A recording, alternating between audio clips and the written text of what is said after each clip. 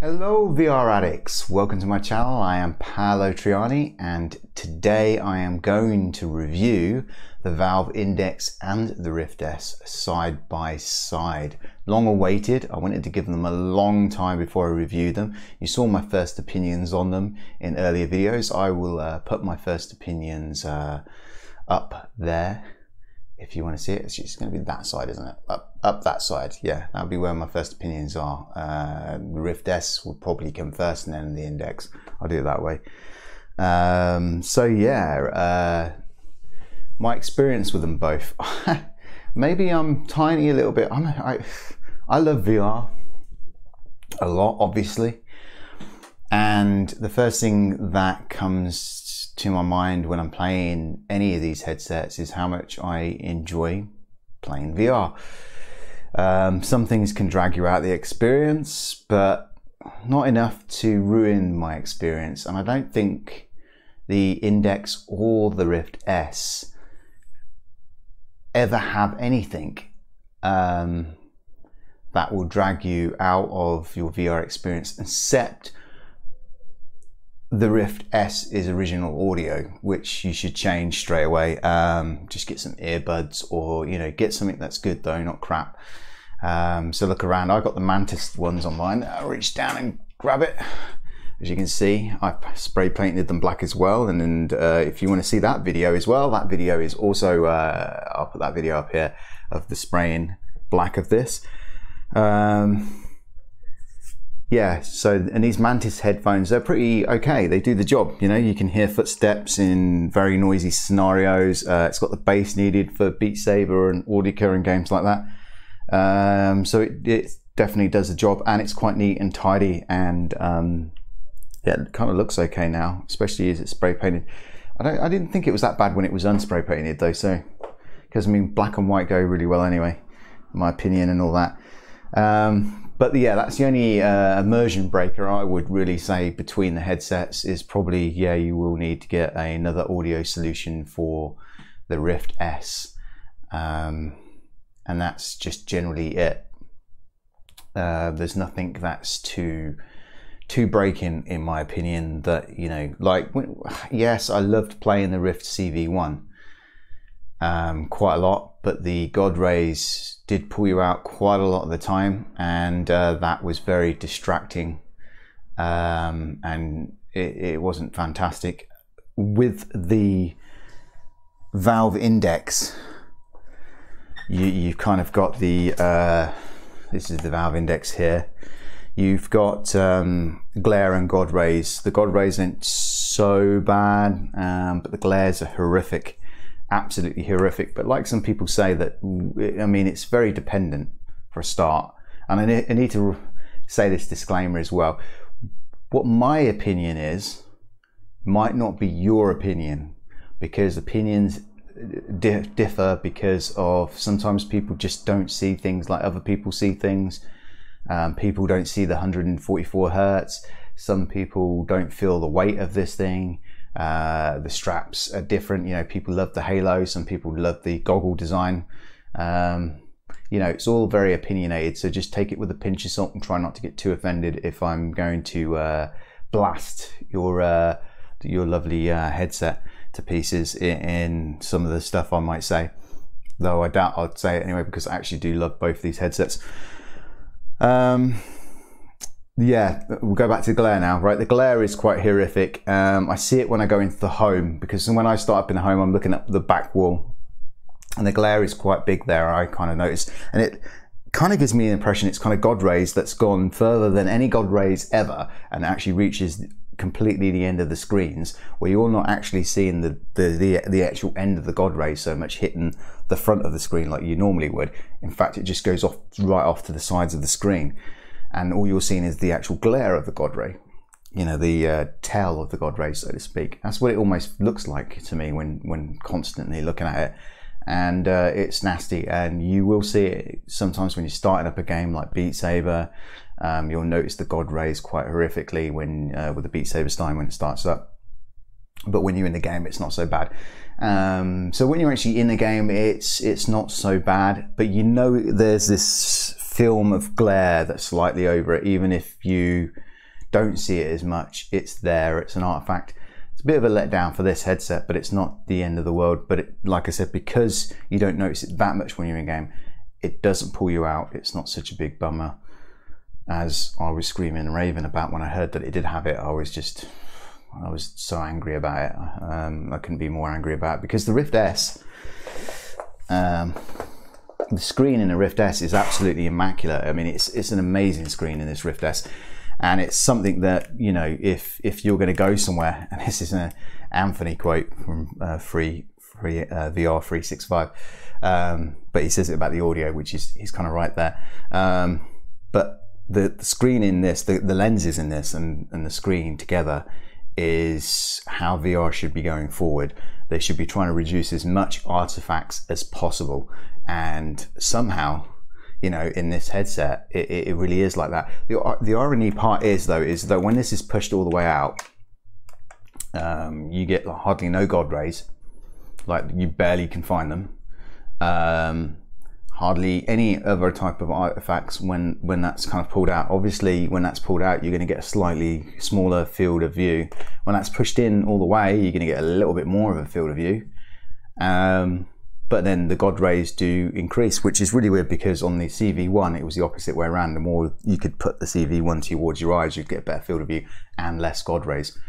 But the screen on this is just absolutely amazing. It's crystal clear.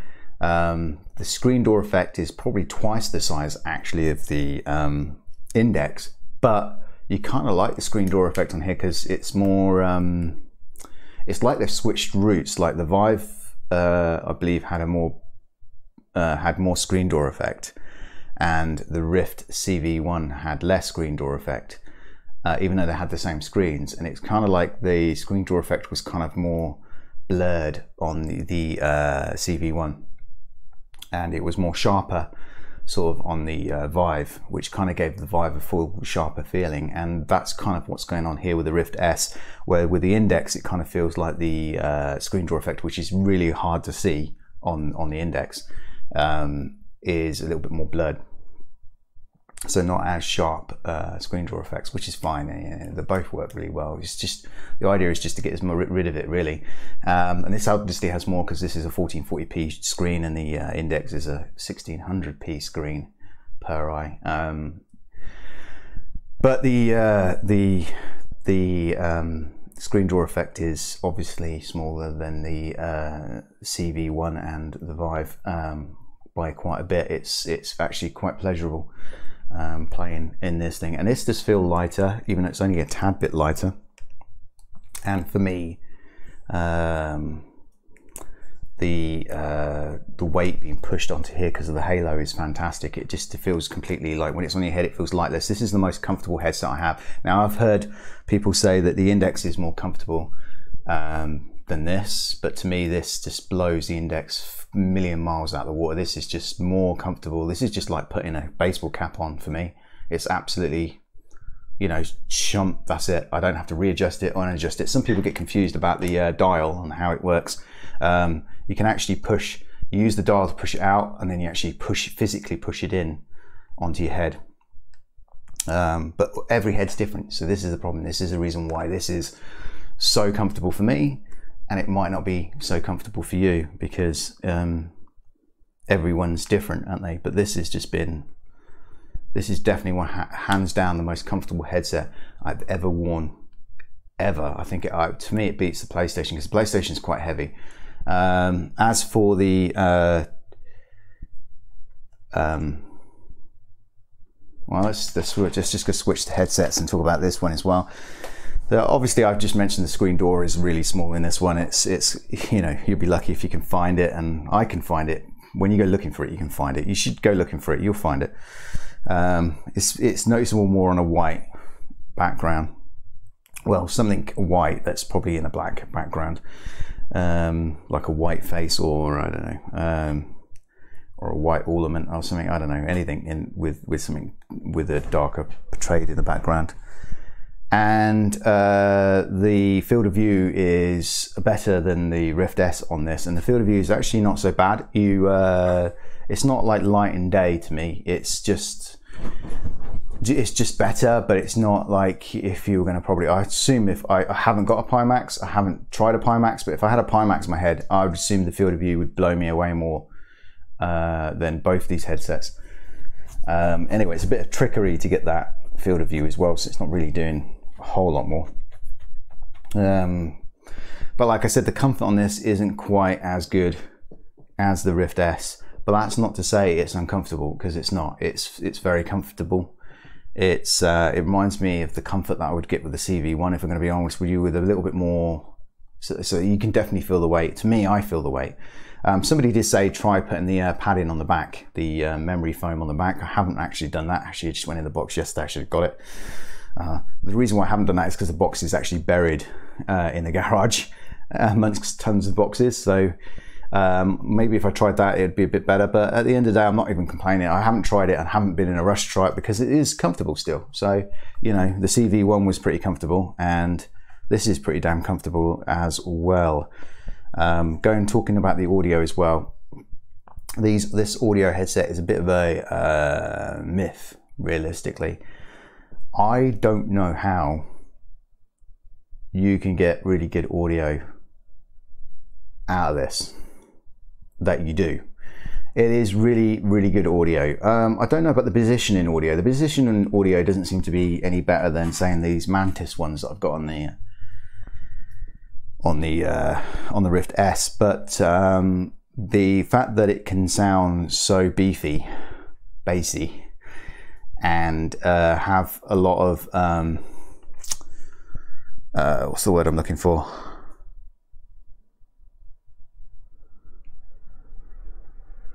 I don't know, it's just slipped my mind, but it has a lot of good sound coming out of it, which doesn't just sound thin, it sounds really rich. Yeah, maybe that was the word I was looking for, a real rich sound coming out of it. And normally when you get something that has strong lows, the highs and the mids are just going to get completely butchered. And ironically, I've tested it and it doesn't seem like it's getting butchered. They all seem to be doing pretty well. I can hear footsteps, in fact, better on this than I can on the Mantis headsets down below. Well, actually, I can hear them the same, but the Mantis sounds muffled a little bit, where this sounds clearer. So they're about the same. But this is the thing, though. This has really loud basses as well, which is like, I mean, it's quite bassy. Very good if you're going to play audio type games as well, like, you know, Audica and Beat Saber. This would really stand out amongst other headsets. And it's fantastic that it sits off your head as well, because you don't feel like you've got anything on your head. There is a negative to that, though, if you're used to using VR. And this is just a small negative. This is just ridiculous negative. This is me just whining. For a while you will be trying to press them against your ear because you're just used to having it pressed against your ear. So you'll have this headset on and you'll be constantly pressing it against your ear, and then you'll be like clicking and thinking, oh no, I'm not supposed to do that, because it just comes naturally. But then you obviously get used to it. It's pretty good, and I've actually started getting some scratch on the Funk as well. I can't wait until we can personalize these, because I think that would be really nice. I could put you know, all sorts on there, really. You could put your favourite game on there, like, or your favourite football team. And when I say football team, I don't just mean soccer. You can use that universally. Whatever, you know, it's fantastic. The padding on here is, the padding feels really good quality, but when you got it on, I'm not convinced it feels fantastic. I mean, it feels okay, but it feels thin. It doesn't feel like it pads very much. I think some people are waiting for the VR cover to turn up. I can live with it, but I think some people want to get VR covers on this straight away. I personally will carry on living with it. It doesn't look like it will rip anytime soon. That's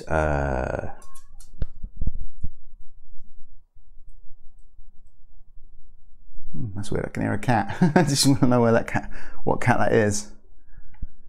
Okay, so yeah, the build quality, like, let's just go on to build quality and then we'll go back to the Rift S again.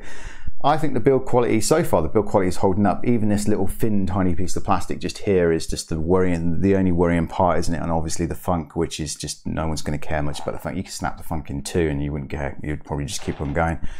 Yeah, I bet £1,000,000 soon we'll find eBay people that have just 3D printed funks. Before we know it, if I haven't checked, there's some on there probably now. But it's just this thin piece of plastic here I'm worried about. But so far, it's been very good. It's been very good. And this is completely connected up by now smart switches. So all I have to do to turn this headset on if I want to is just say, Amazon, turn on index group. And she won't listen to me. Amazon, no, it's not called Amazon, it's called Alexa. Alexa, turn on index group. Okay. There you go. Now all my sensors are turned on and my headset's turned on. I don't know if you can see the blue light. So that makes life easy for turning this thing on, especially when you've got multiple headsets. So I can turn this off and then I can put the Rift S on. And then with the Rift S, I've actually bought an extension lead for the display port. So when I'm not using the Rift S, I just disconnect the display port and I'm using this. And then I say, Alexa, turn off index group. Okay. Yeah, and she's turned off the index group now. And then I reconnect that display port on the Rift S and I'm playing on the Rift S. So it should make it a little bit more easier to switch between headsets. I wish there was a sort of display port smart switch. That would be fantastic. Yeah. Let's talk about the padding on here, on the Rift S, because some people think this padding's crap and it's, I don't think it's that crap, it's okay. It's obviously cheaper feeling. For obvious reasons, it's cheaper. But it does hold up. It's not padding we haven't seen before, and it holds up. It does pick up sweat on the headband part, especially, but the headband part is really good at keeping the sweat off the part around the lenses. And some people say the part around the lenses might rip, but I haven't had them rip yet. I've not even seen a rip happen yet, and it seems to be doing really well. And I kind of find it comfortable. I do not think at all, because I've said this is really comfortable anyway, that I will change it. But if the R cover brings one out that's going to bring a closer field of view maybe, or something, then I might give it a go, you know? Might give it a go. Let's go on to tracking, because the tracking on the Rift S has changed with that 1.39 update that it had, that makes this an actual true competitor of outside tracking, because it's better now. It's just so better. I mean, when I first got this, I was pretty impressed with the tracking, but the first thing I did was go into shooting games, and in shooting games I immediately came back straight away and said, look, you know, no, it's sticking, it's losing tracking in shooting games unless you're using a virtual stock or you're using an actual stock. The thing is you can actually pretend you're using a stock and then move your hand away from the sensors. So there was always a workaround. It was a bit of a pain in the ass workaround. And then they brought 1.39 out, and that is like 99.9% effective. Now you can play shooting games without needing a stock or even a virtual stock. You know, you can just jump in and play shooting games now. It is absolutely fantastic. There is people that have issues though with the tracking, which is bizarre. They're bizarre issues that I would say they're, I would go as far as saying they're manufacturer issues. They're particular issues. They're not like a wide issue with the headset. It's more of an individual issue probably, so they might have to return them and replace them or reinstall hard firmware, because it might be a firmware glitch or something on corruption on the firmware. But yeah, it's the tracking's just amazing. But does it hold up? Grabbing the index. Well, clearly not, right? Because the index tracking is, well, I've, for a long while, I actually played with my sensors mid-height, which is not where you're supposed to have them. You're supposed to have them high looking down, right? So so I did have some tracking issues because of that, and also tracking issues because they were mid-height. I had children coming up to me going, "What's this?" picking them up and turning them around, and me having to reset the whole thing, which is a pain in the ass. And then I did have them Velcro stuck to the ceiling at one point, and the Velcro wasn't strong enough, and I was like sitting there like juggling, catching these things. I actually did catch them. It's amazing because I suddenly started losing tracking, and I'd be like, "What's going on with the tracking?" And I thought, headset's coming down, sensor's coming down, and I'd look out of it and I'd just see the sensor like hanging on by a thread, and then it would just fall, and lucky enough I caught it 3 times. Yes. I put them back up and I caught them 3 times. I didn't want to adjust them, but now I've actually got one sensor up on the ceiling that's actually screwed. The other sensor's a little higher than mid-height, but it will be screwed eventually. And since then, the tracking's been absolutely faultless. It's been fantastic. It's definitely something more if you're going for the high score on Beat Saber. I've got the high score though on the Rift S, not on this though, ironically. But the tracking is kind of flawless. Those moments in the Rift S, well, I haven't really tried it since the new tracking update on the Rift S, but before that tracking update on the Rift S, I would hit one of the blocks on Beat Saber, for instance, and it would like act like I didn't hit it at all. Just like it'll be like either once every 2 songs, maybe every 3 songs or something that would happen, and it would really, really screw up my high score. Where I haven't had that happen with this. So the tracking obviously is really, really, really good, but installing, that makes me want to go to installing. This is completely off the whim. This isn't scripted, obviously. I don't want to really do a scripted version of this. I want you to get my honest opinion straight off the top of my head. This is setting up isn't hard, but it's a lot more finicky than the Rift S. Obviously you need to place your sensors, and then you probably will need to screw them somewhere. So on your ceilings or whatnot, and then you have to hope there's a plug nearby. If there's not a plug nearby, then you'll be like draping a power socket lead all the way to it or something. The actual lead they provide, the power plug they provide for the sensors are really long anyway. They're about 3 meters probably or something, or 2 meters. They're very long. So you do have a chance to get into one, but then you know there's the tidying that up scenario. And then when you get into the software and stuff and setting it up, that's generally easy. But when you're tracking it, and this is where I switch back to the Rift S. The Rift S is kind of now made tracking your play space unbelievably amazing.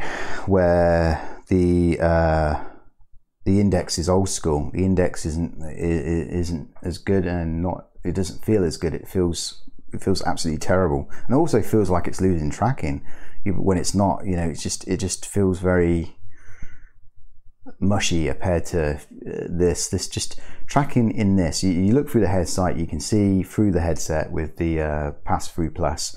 You point your control there, you don't even have to go to the edges. You can literally just point and shoot and whip it around and you're done. It's so easy. Where with the index, you kind of like at the edges going what, have I lost tracking? No, oh no, the dots are there, it's just not doing the noise anymore. It's not vibrating or whatever. And then you're going all the way around, and then you'll stop it, and then it will say like, oh, you're like 2 times like blah blah blah, and it'll be red, and then you'll have to go and do it again because your play space is just a tiny bit too small or something. I don't know, it's a bit finicky, but it's not the end of the world. You know, it's not the end of the world, just not as easy as this. Generally, what I'm getting at. The sensors on this obviously is a lot easier to set up. The whole setup process on this is generally easy. There is a little bit of a finicky moment where your USBs might not be great because, you know, every motherboard is different, and certain CPUs only offer a certain amount of PCI lanes for their IOs at the back. And the USB free ports will can be shared bandwidths as well. So if you've got something using a hell of a lot of bandwidth from those USB 3s, they could look like USB 2s when plugging in. So you might have some issues with it, and you might have to unplug them. The front headers should be a completely different bandwidth. For instance, they'll use the SATAs probably. The bandwidth allocated to the SATAs. If you've got something like a 9900K and a pretty decent board, you know you're going to be like me, where you can plug them into any, and you won't get a problem with it at all. But if you've got something like a really cheap board that begins with B or something, and you know you've got 3 USB ports or something, and 3 USB 3 ports, then you might have some bandwidth issues, and that's basically what it is. So you want to unplug everything else and then plug this in and see if it works. Then you will know. I think like there's plenty of people out there talked about it. Obviously some of the problems that people had to begin with are all gone. I never had any of those problems with the USBs or with the tracking. Obviously losing tracking like in gun games and stuff like that, or you know when it's not in sight. But when it was in sight, it tracked flawlessly. It's pretty good. Yeah, I would say that the setup on this, the tracking on this is really simple. You might come across a few issues. Oh, biggest issue though is like Oculus being down. Obviously, if Oculus is down, you can't set this thing up. I don't know if that's the same with Steam, but when Steam's not as much down lately as Oculus has been down, Oculus has been down quite a lot. Facebook is constantly being attacked, and now Facebook owns Oculus. It's all the same servers in a way sometimes, I think. And well, every time some like Instagram, WhatsApp, Facebook go down, Oculus tends to go down too. So, and they're all owned by Facebook. So yeah, the controllers, I have to get up to get the controllers.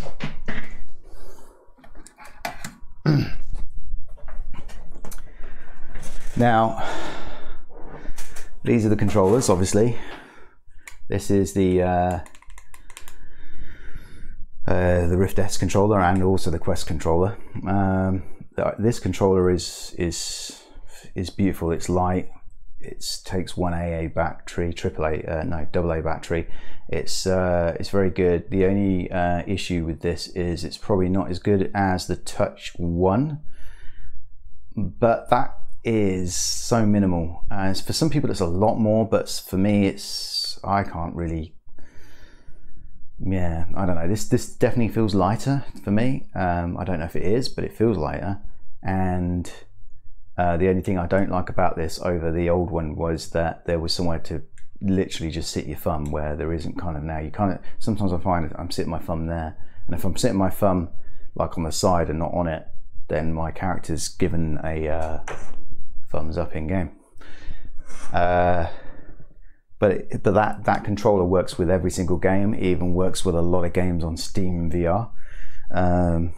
It's pretty damn good. Obviously, you know, we've had trouble with Fallout in the past, but which is now, you know, working fine.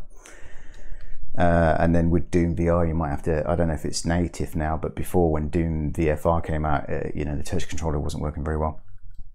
The index controllers, or the knuckles, as some people like to call them. Obviously, this controller, you know, when I first got it, I thought it felt really good. And then afterwards, I thought, oh my God, it feels really bad. It's not that ergonomic, but it's growing on me. I like it. I think it works. It's more ergonomic than the wand controllers, which are just not ergonomic at all, really. A lot more ergonomic than, say, the Move controllers. Obviously, more than the Windows mixed reality ones, including the Samsung ones. And more ergonomic than, no, this is definitely more ergonomic. This definitely feels more better in your hand than this by far. And ironically, it's not all to do with the fact that of this here. It's actually, you do feel this here, this strap going across your arm. It's a constant feeling there, even though that's a beautiful, nice strap that doesn't chafe. Well, it doesn't chafe me. It kind of adds to the lack of ergonomics in a way. But the worst part about this and the ergonomics is, like everyone's saying about this thumbstick, you kind of feel like you're almost snapping your thumb to get to it. It doesn't feel like it feels like it should be where the touchpad was, right? And I think you've heard this about a million times from Reddit, and it's not a lie, it's true. It's exactly where it needs to be, okay? So don't get butthurt by it. A lot of us feel that's where it should be. Or at least a little bit in between it. It just feels like it's too far over, and it just feels bad. And that goes with the buttons, they just feel too far over as well. I mean, not many people moan about the buttons, but they do feel too far over. I think the build quality feels all right, but then there's moments where, like, for instance, the trigger's got this weird, the trigger activates before you get to that. So, I don't like that. And obviously you've got like click gate, and click gate, this is actually my right hand one, so this actually works, which is weird. It's very weird the right one does it okay, but the left one doesn't, and it's the left one that you need to do for the running in certain games. Like, actually I can't even really think you can actually get it to work on Pavlov that way, but it hasn't bothered me too much on the fact that sometimes when I click it and I feel like it's like I don't know how to explain it really. Imagine, you know, like those punching bags, those punching balls that you get at fairgrounds and arcades, like where you can sort of like punch it, like, you know, and it you know, and it goes in, it gives you a score, like, and then it will say something like Superman, you know. Imagine like you've been doing that for years and you've been getting Superman coming up, right? And then all of a sudden somebody's like, nah, that's not the way we want it anymore, or, you know, it's just a broken one, and you go to punch in it and it's a brick wall, you know, it doesn't, it just cracks all your kind of hand or something like that. Well, okay, it doesn't crack your hand when you do it, but there's moments where you'll be like playing a game and then you'll push down on it and you just think, oh god damn, no. It's just, oh, it just adds to the lack of ergonomics. It just feels awful when you do it. It's almost like putting your hand down some girl's flipping skirt and then finding, you know, something that you shouldn't be finding down there for a girl when you're hexasexual, you know. It's dirty. It really feels dirty, and I think that's why a lot of people complain about it, because even if it doesn't affect a lot of games, it just affects your psyche. It really does. It messes with your head sometimes, you know. So, you know, yeah, you don't use it very much, but it's just not a nice thing about the Valve Index controllers. And the other bad part about the Valve Index controllers, because they're actually not bad 99, you know, a lot of the time, that, you know, it feels, like I said, it's the second best feeling controller by far, and, you know, it's hard to beat the touch controllers, full stop, because they're perfection almost, especially the touch ones.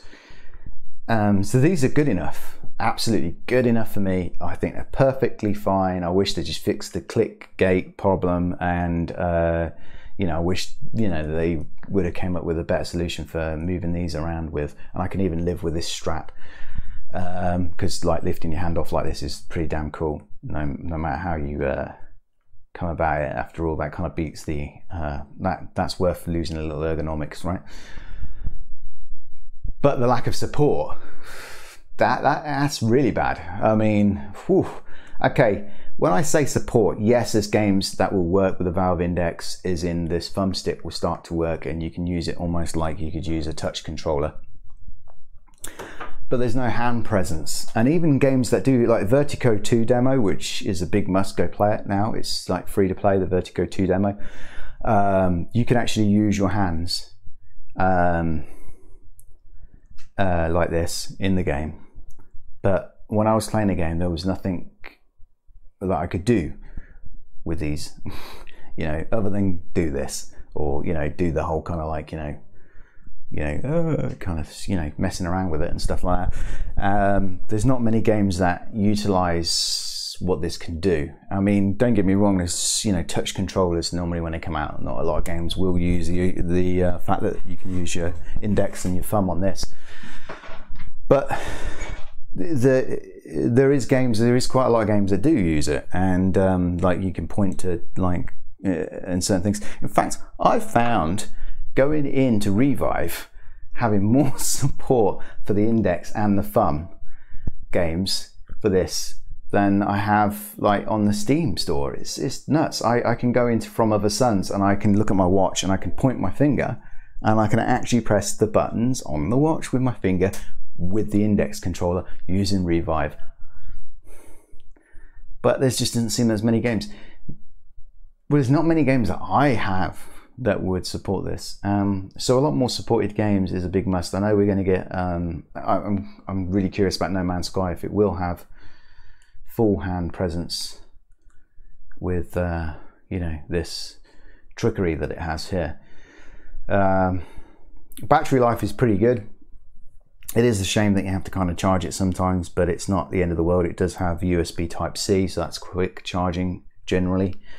And be nice. I don't understand. I'm assuming I said, like, you know, again about 3D printed eBay people or whatever, you know, the USB Type-C's here, you could easily get something to just, you know, a cradle of some sort. That'd be fantastic. I think we will go nuts for one of them.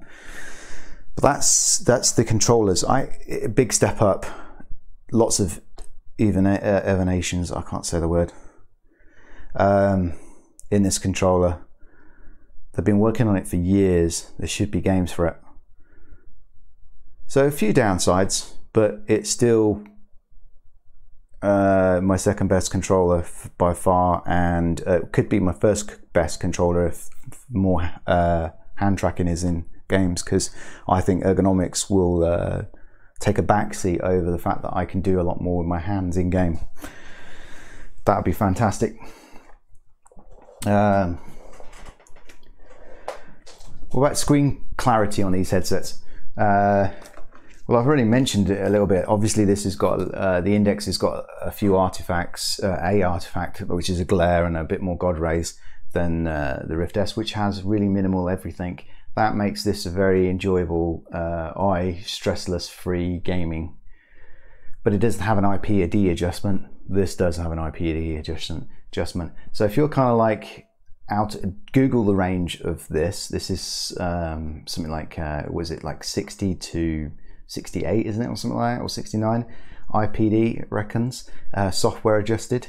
So if you're kind of out of those ranges, if you're sort of like 70 or a 58 or something like that, then avoid maybe getting a Rift S. If you get a Rift S and you put it on and say, oh, it doesn't fit my IPD 72, then yeah, you're just fucking dumb. You know what I mean? You're just completely and utterly dumb. Of course it doesn't fit your IPD. Get something else that does fit your IPD. Okay, yeah, the price is a little higher, but this will, well, actually this doesn't actually fit 72 neither. I think it only goes up to 70.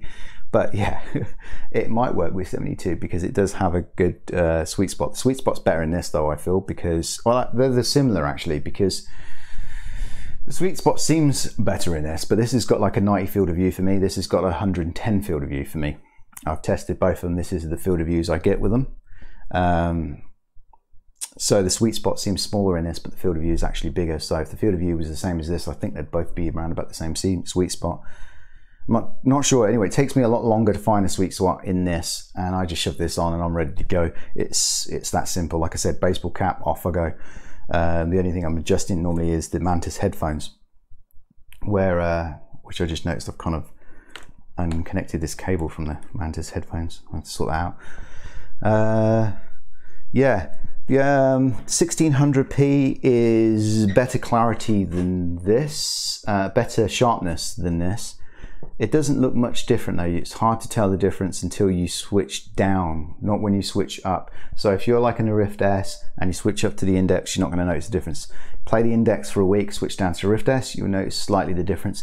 The difference is draw distance more than ever. Obviously the 1600p is going to perform really good with the draw distance. Both of them perform really well close up. Both of them are really sharp close up. That's why you're not going to notice the difference. You will notice the difference on the draw distance, and the 1600p wins because the sharpness is just so much better in that respect. Yeah, I don't want to make too much of a big review on this because basically both of these headsets are fantastic. So yeah, both of these headsets are fantastic. There's no doubt about it. Slightly better tracking in the Index, slightly better field of view. I wouldn't call it slight, but it feels slight. I wonder what the hell that is. Jeez, there's something going on outside my house. Comfort is objective, so you know, you might not find this comfortable, you might find this comfortable, you might not find this comfortable, you might find this comfortable. I think that ranges of heads will find this more comfortable. There is a few people where the Halo just will not work. If it works for you, it's probably going to feel better than this. However, if it doesn't work for you, you're having to send this back. Where this, I think, will just work with everyone. So, you know, if you don't want to take that risk, the Index kind of wins there as well. For me, obviously, the Rift S does win with comfort. It's amazing. The artifacts it wins for as well. If you don't like God rays or glare, which is kind of like a terrible God ray. You want the Rift S. IPD adjustment, I told you about that just a second ago. So you know you have to work out which one's your IP adjustment and decide which one you want from there. Also your budget. I mean, this is £400, which is also $400. And I don't know what it is in euros, hopefully the same. The Index is like £919 for the full kit if you haven't got the full kit. It's only £499 for the headset alone, and I think it's somewhere in between, obviously, with the knuckle controllers or Index controllers. In the US it's $1,000, and I think in Europe it's even more than that. So I think in EU currency it's about 1,100 euros or something like that. So yeah, that's quite painful price. But you know, some people will say you'll get what you pay for, and it's kind of true, because like whilst I'm holding this right now, the strap on here is very thin. The strap on here is very thick and high quality. Now the difference is though, is this is going to do the job. So this is just added money that you wish they probably did something more like this so you could buy one, because it doesn't need to be like this, trust me. Well, ask me that question again in a couple of years if I've still got them. Yeah, so audio, if you're not willing to, if you're like, oh, I'd have to pay £400 and then I have to get another audio solution. Well, these Mantis headphones were only about £40. I think in the US they were like £30 or something like that. So they're not super expensive to buy, and you can get some really good quality earbuds for you know, real cheap, you know. So it depends on how you want to do this solution. This solution here obviously costs a lot more, but this headphone is unbeatable in the VR market right now. These headphones are just literally the best headphones you can get on a VR headset. I would be happy to have these headphones as my daily driver for flat gaming as well, if I'm going to be honest with you. Well, I don't know, I like my HyperXs. They just don't have the bass these have. These have incredible bass, but I can feel the separation on the HyperX Alpha Pros. Like I said, so the audio wins here as well, and that in a slight win, that's a huge win. Yeah, other than that, it's really up to what you can afford, really. I mean, if none of that, if you think, oh well, I don't really, I mean, price plays a part as well, doesn't it, really? I mean, people can't afford a Valve Index. Not everyone can get a Valve Index. It is really outpriced. I mean, if I could have afforded this, which I can't afford this is on credit right now. I still haven't fully paid this thing off yet, because it costs so much. But if I had that kind of money, and I always had that kind of money, I would have had an OLED telly by now, and I don't have an OLED telly.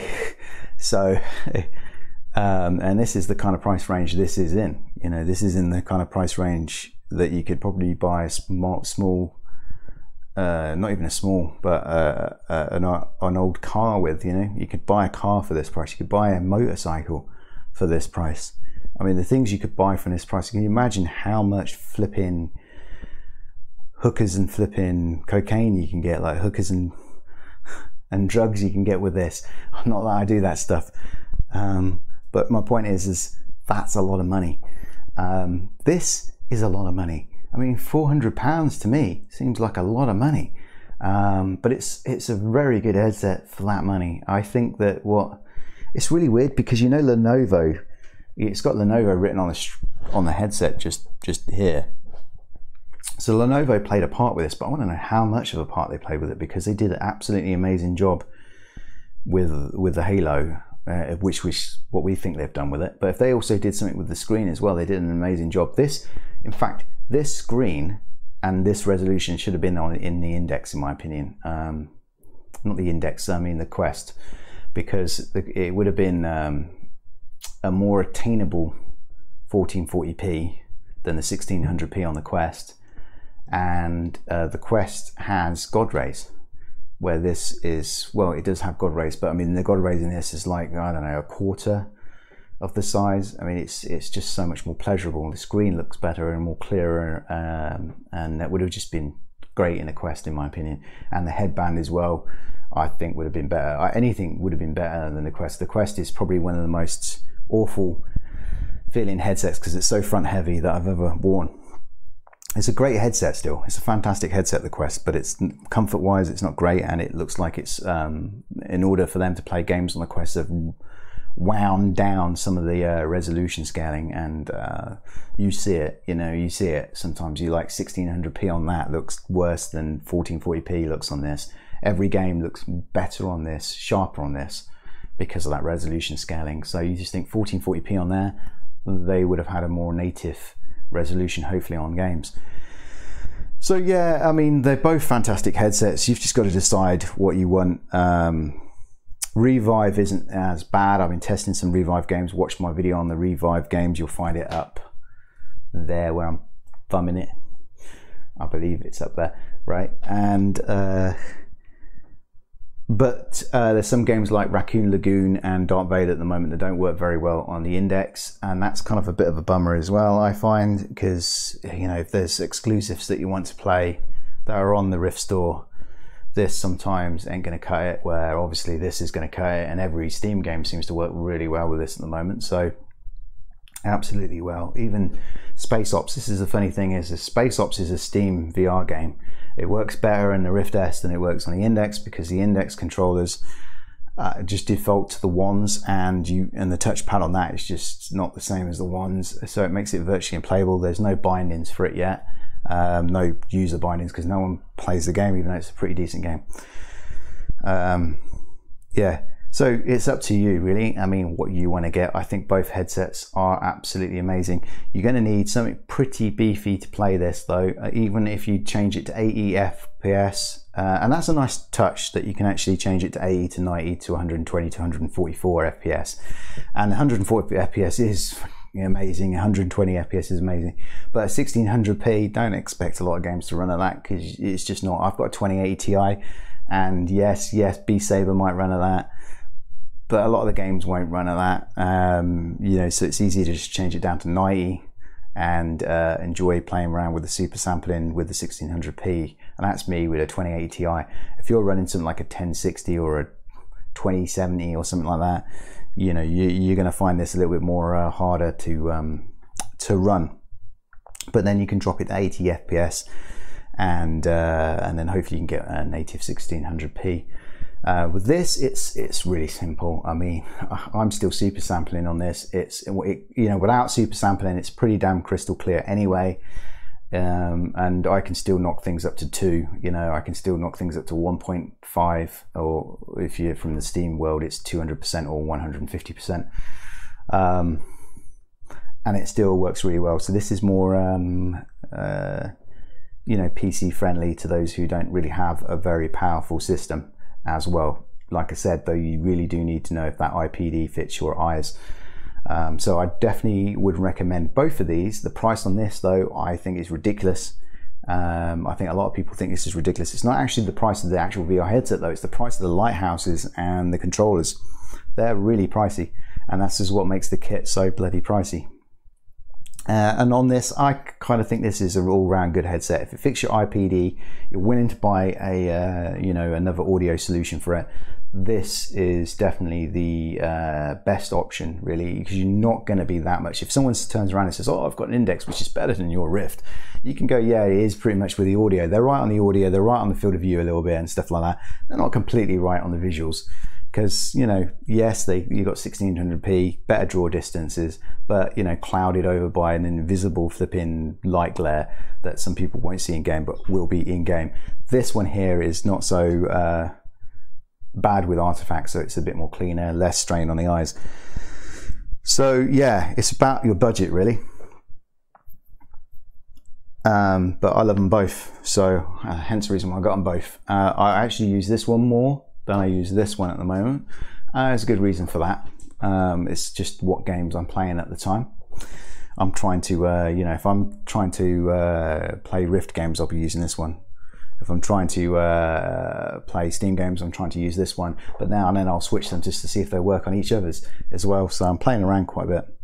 But yeah, that is my review on both of these headsets. They're both fantastic. It's really up to you what ticks your boxes, what don't tick your boxes, what ones you actually prefer. It also goes with looks as well, because you might actually just not like the look of this, because I think that the Index looks a little bit better.